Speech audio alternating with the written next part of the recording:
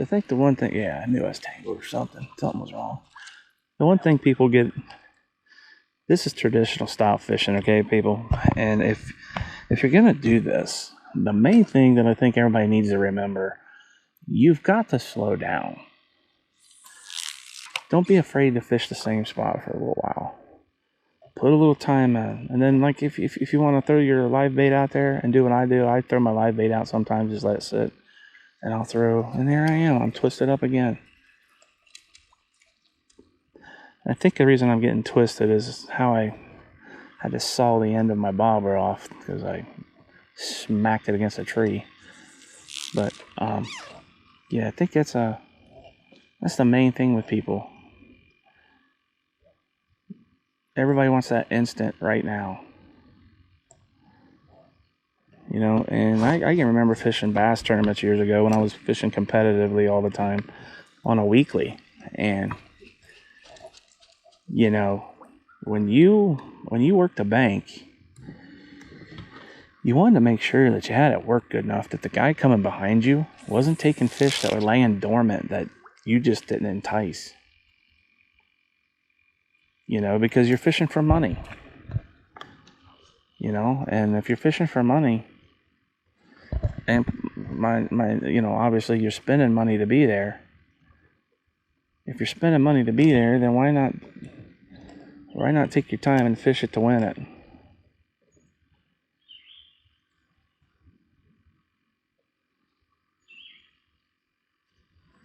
I mean, usually if I spend money to do something, and I've done, you know, I've played a lot of pool tournaments in years, over the years. I mean, a lot. I have never intentionally ever entered any kind of competition and not, yeah, I'm just going to enter it to help out. No, my intentions was to win. So it's the same thing with a bass tournament or a catfish tournament or anything else. I ended up fourth in that catfish tournament, that nationwide for fallen outdoorsmen, which was for veterans. And, you know, they didn't get the turnout for the thing as good as they thought. It is a nationwide tournament, though. You can fish anywhere that's a public body of water. And, you know, it's all virtual, so you check in, it's GPSed. I mean, it's a real deal. And so they decided to combine all the divisions, boat, bank, kayak. We talked them into having another one. Because we enjoyed it. It was fun. It's for your average Joe fisherman. And like me, I'll be honest with you, I did not go catfishing one time. I only turned in the fish I was catching when I was out here crappie fishing. We're hooked up, folks.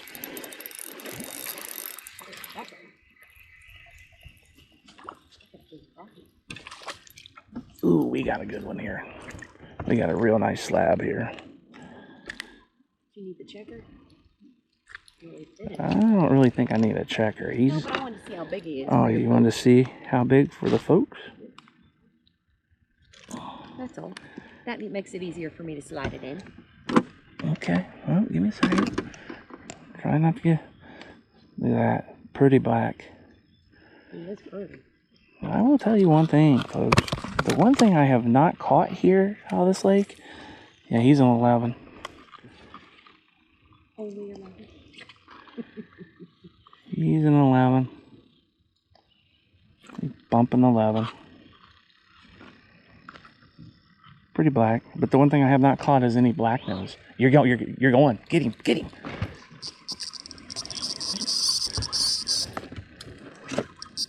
Oh gosh. Raise up on it. Buddy. Raise up on it. Raise up on it. Rod tip up. Pulling. It just broke me. Or pulled me. No. Horrible. Did you hit the button? I adjusted the drag to tighten it a little bit because it was pulling me hard. You got to be careful doing that. That's what happens. Oh, he straightened your hook out. He did. Here, Jody. I'm drifting into where we want to be. I don't want to be in there. That fish straightened her hook. Yeah. He was a good one. He was a good one. That was... Pull me under the boat. That was a good fish. Probably a catfish.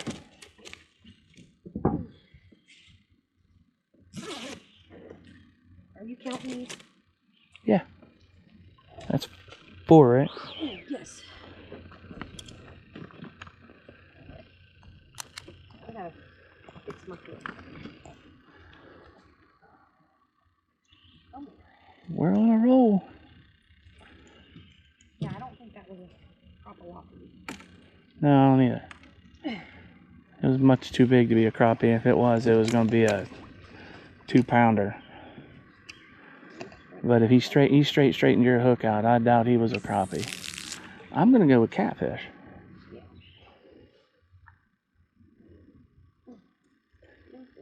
So there's a sat net bobber in there. We're letting it settle down.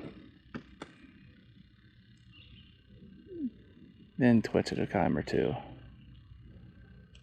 Let it just sit there in the water, column floating. Now, I had that castable, which you'll see in a video coming up. I had the castable depth finder, and I threw it in here. And there's a drop right here. It goes to 7 to 9 feet in this V of this tree, which is one of our favorite spots to fish. We fish this every week, more than once. And it produces, but you know, we found it last year and really got on the fish hard, and we couldn't figure out why it was always right here. Well, there is a heck of a ledge. And I found it, you know, kind of thought that, but wasn't positive. Well, that castable depth finder, which if anything, it's accurate as can be on the depth. And temperature, it takes it a minute to get the temperature, but it just slowly comes up to what it matched my helix, both of my helix. So it's doing exactly what I want it to do, the castable. I mean, I'm looking at I really want it for ponds mainly. Wasn't for my boat at all. We just want to see if it did the job and it matched. Yeah, and I brought it out here just to see if it was actually accurate compared to what my boat is. The graphics on my boat, which I know are good.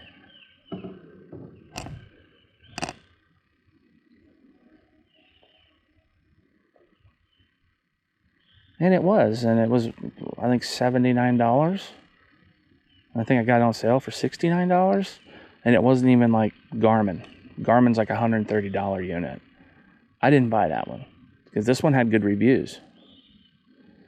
Now, the only thing I'm not sure, and I've played with it a little bit since, I readjusted the settings, the sensitivity, because in this area, when I would pull over top of that tree, it would show it as fish. The tree was showing up as fish. Jody, pull on your line, Jody. Pull your line straight out right now with your hand. No. Okay, loosen your drag now. Go the other. Okay, now pull it. I made it too tight. Oh, now it's feeling it like crazy. Okay, now go the other way with it. Tighten it up. Okay, tighten it up. Now it's getting harder to do it. That's what it's supposed to do. You don't want to tighten it too tight. So you want it to make that grinding sound when you get a big fish on. Right. I don't want it to pull on a bluegill. Yeah, on a bluegill or a crappie, you don't need it to do that unless it's just when you initially do the hook set. When you initially hook up with a hook set, that would be one thing, but it's not. It's doing it the whole entire time you're trying to reel, and that tells me your drag's too loose. And you should check that every time because you're gonna get on and off your drag. That's why you get comfortable with where your drag's at, because that's exactly how you always lose your big fish. You never figure out your drag in time. You tightened it on that fish. He snapped. You tightened it too much, and he snapped you off. Yep. And he straightened. Well, yeah, he didn't snap you, but he straightened your hook. Now, if he'd have had drag, he was able to peel drag, because you had him peel and drag, and which was okay. And remember, you can still reel while it's peel and drag. Sometimes you got to pause a minute, and then if you want to gain any ground with him, you tighten your drag up, and then when he starts pulling back really hard, just give him a little bit. Just let him have a little bit.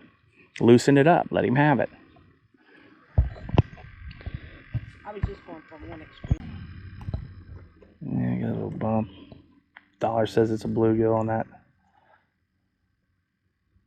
Yeah. I'll give it a little pull. If he keeps chasing it out in the deep.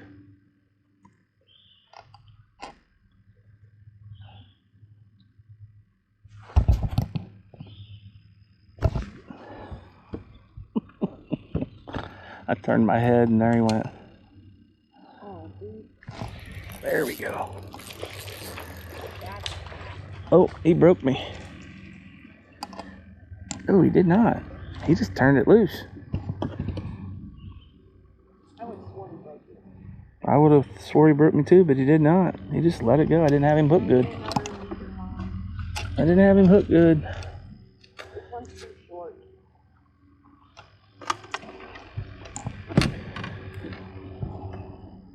So what may have been happening right there, the bumping I seen might have been from his tail braising up against it, which is not uncommon.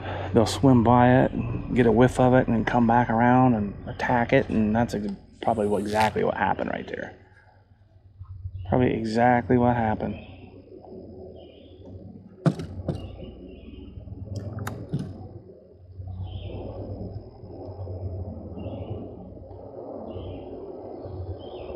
This is a decent catfish, though. I mean, just let go.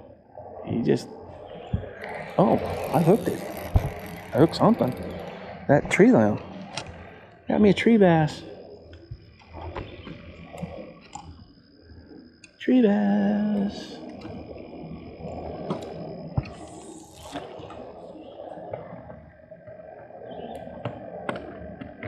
Alright, so toss it out there, let it sit for a couple seconds. Give it a twitch. Like I said, you're letting that minnow swim a little bit. Then you can just pull it. Let it, remember that leader line's going to swing. Plus you got the minnow that's free and clear to swim because the weight's above it. Yeah, I'd bet he snapped me off right there. That's what it sounded like, but he did not. He just turned it loose. I did not have him. Oh, that was me. Dang it. I did not have a hook set good on him. He probably got my minnow. Yeah. I did not have a good hook set on that fish. So who do you blame? Fish or me? You blame me. You blame me, people. Well, took my foot off trolling motor. Here I am gonna ease right into this tree here. Stinking. That's fishing though. Alright, I'm gonna make a little loop here, Jody. Well, at least they're biting today, man. We had a couple days there last weekend. It just sucked.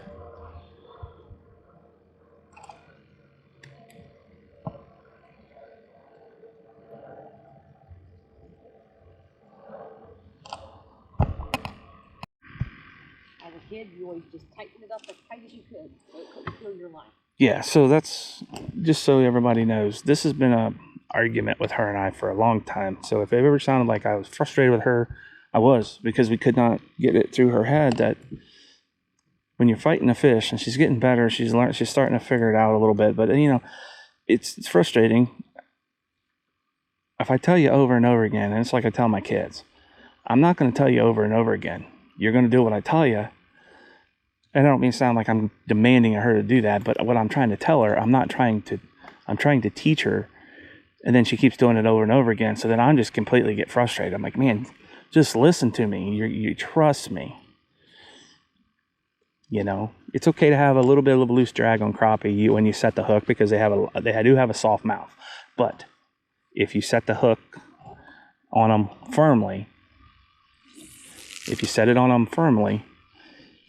in theory, it should hook them right in the top of the thick of the mouth. Okay, now it does most of the time, doesn't all the time. And that's why you really don't have to set the hook hard on a crappie, because you can break his mouth out, but they do regenerate their mouth back. Their mouth does heal. Now, some of the pros, man, literally tell you, set that hook hard. You want to drive it in the top of their mouth. That way you're hooking them in the thick of the mouth and not the paper part. And then you got other guys You know, Richard Gene, the fishing machine, which is probably one of the smartest fishermen I've ever met. Or not met, I mean, never seen. I would love to meet him. But he tells you don't have to set the hook hard on a crappie. And he's right, you don't. If you've ever crappie fished, you do not have to set the hook hard. You have to put tension on him. You got to set the hook enough to where it breaks through and you've got him hooked. But, and again, I do it both ways. It depends on what happens with the bite. My wife gets overly excited, and like that fish there, she had most generally, it started off like a crappie, but it wasn't a crappie. It was pulling too hard, and it straightened her hook out. It didn't come straight down the boat toward the boat, and that's a telltale sign of a catfish usually when it starts charging the boat. It didn't look like it at first, though. It looked like it was a crappie bite the way it tried to swim away from it. But when she set the hook, she basically pulled it because it was trying to run underneath the log there that's going over top of that big drop-off. And, that's what all of our crappie right there do. And it set the hook, So when she set the hook, she ended up turning him, and he tried to run parallel with the log right back at us. And then it tried to run deeper under the boat. And she got excited, and when she tightened the drag up, she overly tightened it to where there was no give at all in it. And he straightened her hook out. I doubt a crappie's straightening your hook out. You know what I mean? Now, we are using Eagle Claw Panfish number 2 Aberdeen Gold Series. Those are a great crappie hook because most generally when you get hook up, when you're crappie fishing, you're going to get hung up on everything you touch. I mean, you're going to get hung up on, if you don't get hung up and snagged, you're not fishing. See, that's what we're using right there. But the good news is, one or two things happen. You usually just bend the hook out when you try to pull it off of your snag. Or if you do break it off, that's why we use the leader lines. You usually only have to tie off at the bottom. We don't lose our whole setup. We just lose our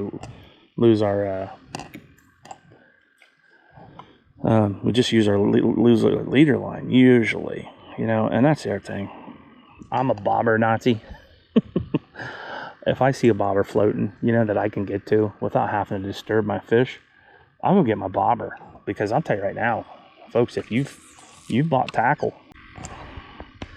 So the other thing about YouTubing too that I've kind of figured, I've seen a lot of people using these, instead of using the chest mount cameras, using the ones that look like a necklace that go around your neck. And I'm going to tell you right now, I bought one, and it's flexible. I mean, it's real, pliable. It looks like a Gumby type of thing, almost like. Let me tell you right now, love it. It's freaking great. I don't have that stupid chest cam on, you know what I mean, wrapped all around me, and then every time I twist my shirt, it binds on my shirt or something stupid. I really like this neck thing. It goes around, it snaps in.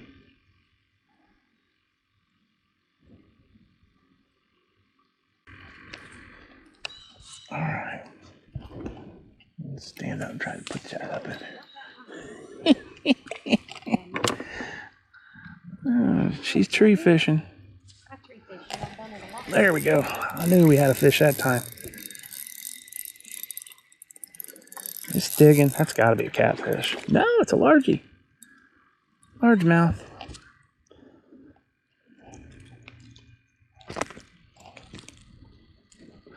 All right. Hooked him right in the top of the snoot, folks. Well, he's a pretty small one to take a picture of. He's pretty, but just a small one. No big deal. Nah, no need. All right. Be gone, my guy.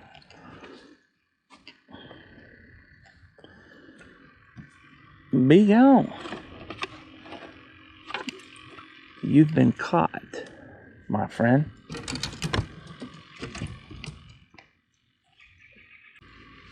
Well, hoping to finish out this mess, and then I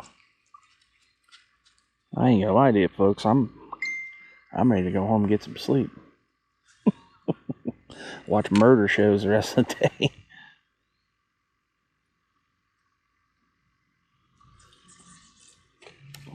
That wasn't a very good cast. Alright, one more cast. Oh, that was a horrible cast. You just slung your minnow off. Did I really? Jesus, you slung it like 100. Because I felt the wind start to blow. Well, what's that got to do with anything? Yeah, nothing to do with the price of China. She likes to. She felt the wind blow, so she pitched it. She threw it 172 miles an hour. Yeah, but what you realize is, baby, you're just whipping it. You whipped it, and when you whip it, you're gonna throw the.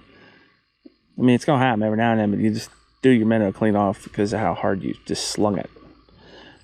With these setups, it's kind of, folks, you should let the weight of the bobber and the weighted swivel do the work. The minnow's kind of secondary. You know what I mean? It's floating down there with nothing. When you pitch this out, you're using the weight of your setup. Well, I don't have a... All right, folks, we're hoping to start pulling some fish. If not, we're going to have to call this one early. Because I'm going to tell you right now, we're getting skunked. Second part of the morning here. We are not producing crappie. Or anything for that matter. Right? Crappie, catfish, Bluegill? Bluegill, perch. We'll take anything at this point in the game. I even catch a dorkfish. Corn dog. I'll throw a corn dog, catch a dorkfish. Yeah, I would like to have a really decent mass because we haven't had we're having to piece 2 or 3 sets of fish together, you know what I mean? So when I bust out everything, when I'm filleting folks, I'm filleting three fish at a time here or there, and we're having to put,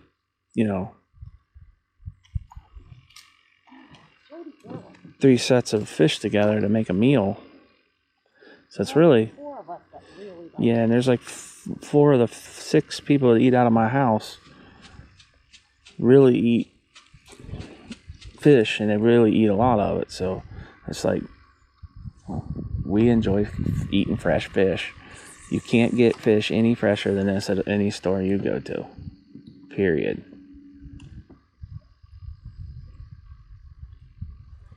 You can't beat it. Steak on the lake, baby.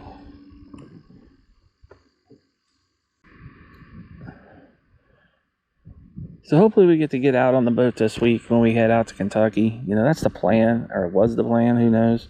We get down there, you never know, man. We always have so many activities. We have a great time when we're down there with our family. So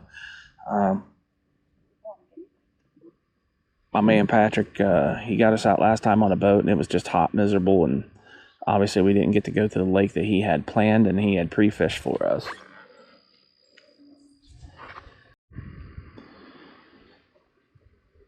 The other thing I found out is if you're not using actual GoPro brand batteries on the GoPro, folks, we've been talking about this all morning, GoPro things.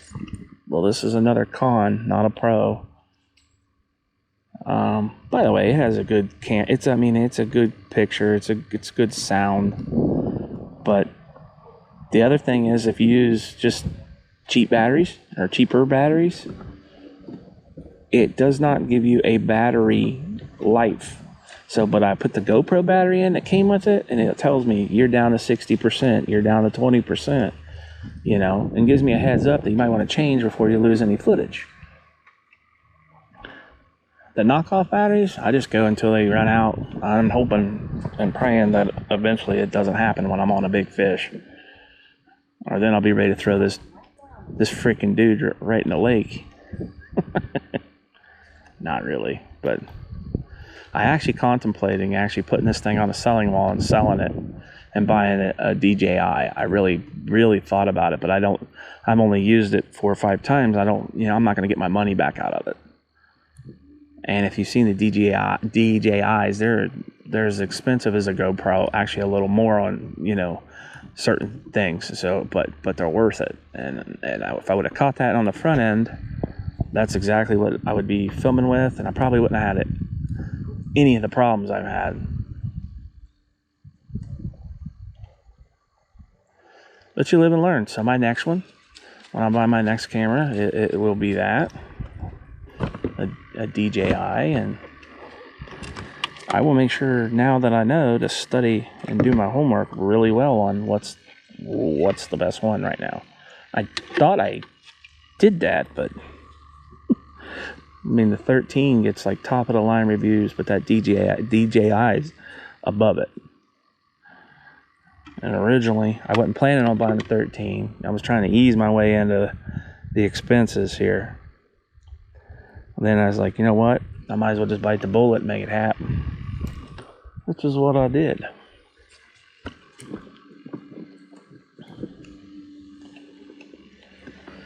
Alright. I'm going to get up here and catch us some fish.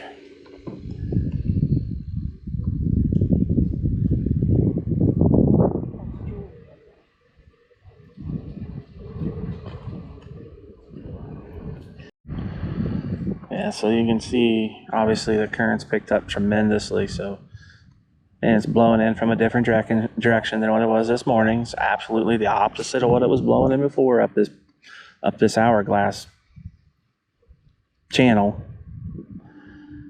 This is what we go through here. It'll go back and forth, back and forth. If you drop an anchor one way, it'll come in on the other way.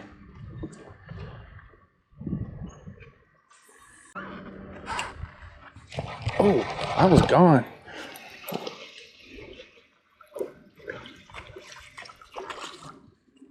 Oh, turned around, looked at my buddy, turned back around, and I was gone. He's too short, though, I can tell you right now. He's too short. Okay, he's shorter than the others. He's shorter than 9, and I'm not taking him. He's 8 3/4. Alright, I don't care that he's short. I'm glad he bit. That's all I care about. That give me something interesting to see. Cutie. He's not an eater. Go up and get a big boy.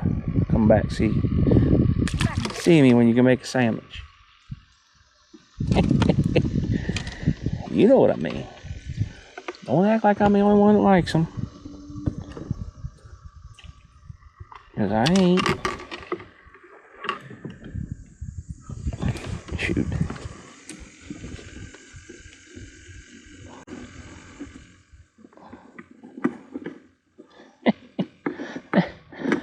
Minnow's fighting me all the way. He knows I'm getting ready to feed him to a crappie. Yeah, well, they're cannibals. They don't care. They don't give a rat's crack if they eat their own or eat bass. Sounds right. No.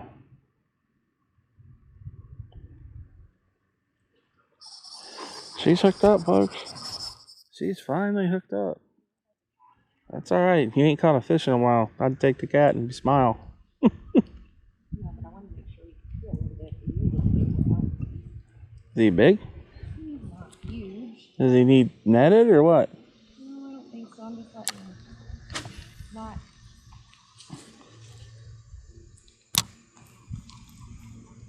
Come on, buddy. Oh, yeah, he's not a huge one. no, not a huge one, but he is a channel. He's a channel, folks. Channel cat. All right, well, we're back on the board for at least a fish. So we've caught 2 fish in the last hour.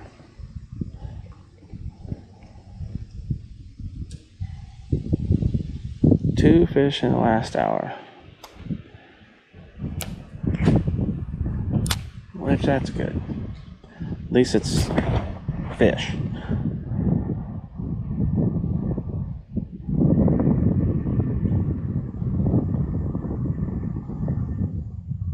Buddy, I don't like when you grip my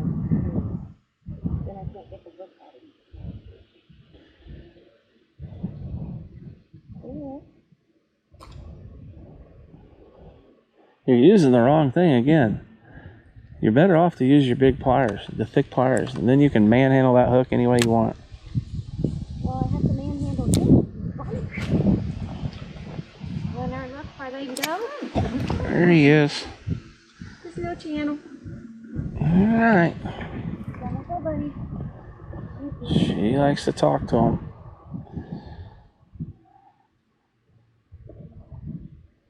She scares my kids. Okay.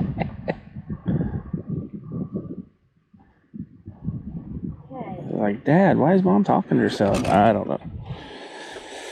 I don't know.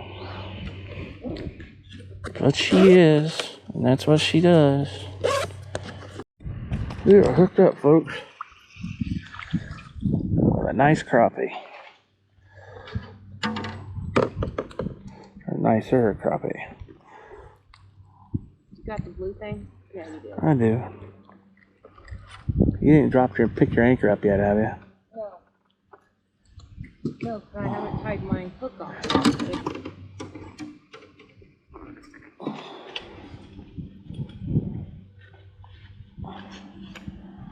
Oh yeah. Nicer crappie. He's 9 3/4. There you go. Okay. Add him to the net. Please and thank you. And of course, you didn't get to see the pull down, but it was all I could do to make out the pull down the way this water is right now. Alright, folks. We're going to give it a few more minutes here. But it's pretty slow right now. And then you keep having these little incidents. You gotta love it. Hey, I broke everything. Bobber, everything.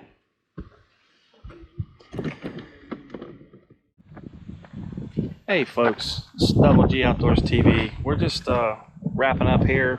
Got in, made it out with 5 keeper crappie. Tough day on the water. I think we could have pulled some more if we could have just got the wind to cooperate a little bit. It just beat the fire out of us and it just got tiring after a while. So we went ahead and called it. We're gonna go home and get these cleaned up and get them in with another bag. It only had like 3 or 4 fish in it, and make a full meal out of it. So thanks for watching. Like, comment, subscribe, tell your friends. We'll get this channel built up and do something good. So thanks a lot.